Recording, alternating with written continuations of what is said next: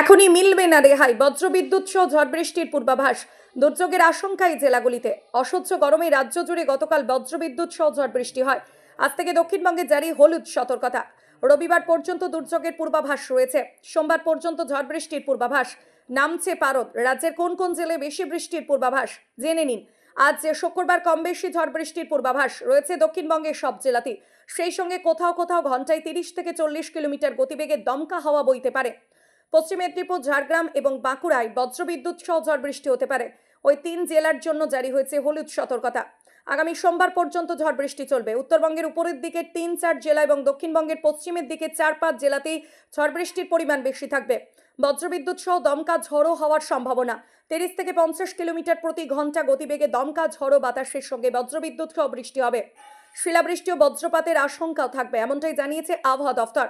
আজ শুক্রবার কম বেশি ঝড় বৃষ্টির পূর্বাভাস রয়েছে দক্ষিণবঙ্গের সব জেলাতেই।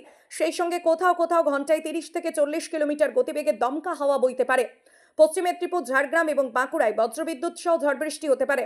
এই 3 জেলার জন্য জারি হয়েছে হলুদ সতর্কতা। শনিবার রাজ্য জুড়ে ঝড় বৃষ্টির সম্ভাবনা বাড়বে। রবিবার উত্তরবঙ্গের সব জেলাতে ঝড় বৃষ্টির সম্ভাবনা থাকবে। দক্ষিণবঙ্গের রবিবারের পর ঝড় বৃষ্টির সম্ভাবনা কমবে। সোমবারের পর ক্রমশ তাপমাত্রা বাড়তে পারে বলে ইঙ্গিত আবহাওয়া দফতরের। কলকাতায় ঝড় বৃষ্টিতে তাপমাত্রা স্বাভাবিকের অনেকটা নিচে রয়েছে। সকালে পরিষ্কার আকাশ এবং বেলায় আংশিক মেঘলা আকাশের সম্ভাবনা। আজ শুক্রবার বেলায় বা রাতে বজ্রবিদ্যুৎ সহ বৃষ্টির সামান্য সম্ভাবনা থাকবে।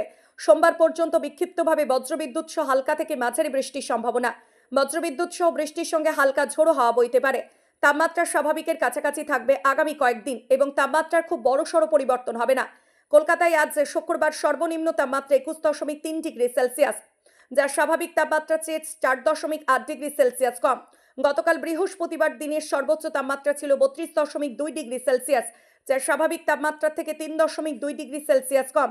বাতাসে জলীয় বাষ্পের পরিমাণ বা আপেক্ষিক আর্দ্রতা 53 থেকে 96%।